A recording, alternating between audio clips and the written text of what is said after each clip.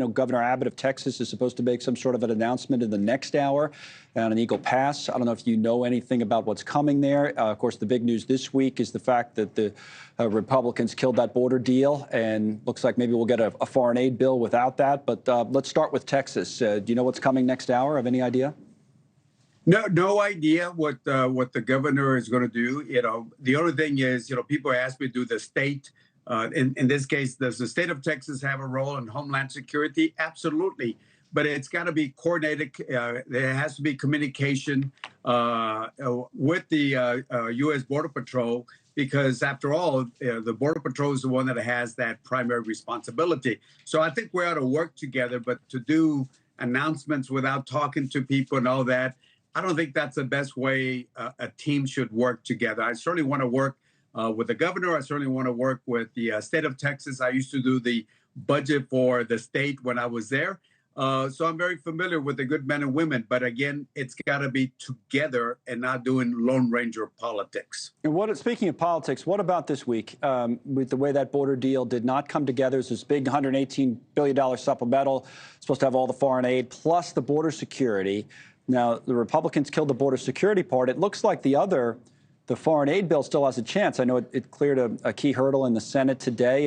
Your thoughts as someone who was obviously interested in the border part of it? Well, I sit on defense appropriations. I sit on homeland appropriations. Yeah. So all these topics are very important.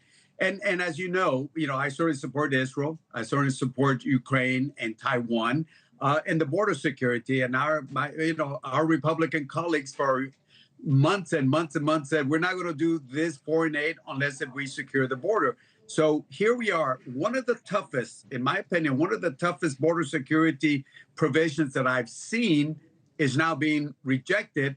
And it's just beyond me. But again, that is the politics in D.C. Let's take care of the foreign aid.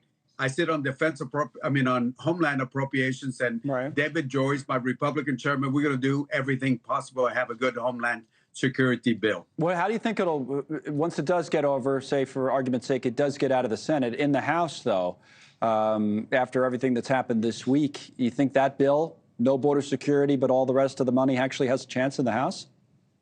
It's unknown. I hope the Speaker of the House puts it on the floor. If he puts it to the vote, there are enough moderate Republicans and Democrats where we will support it.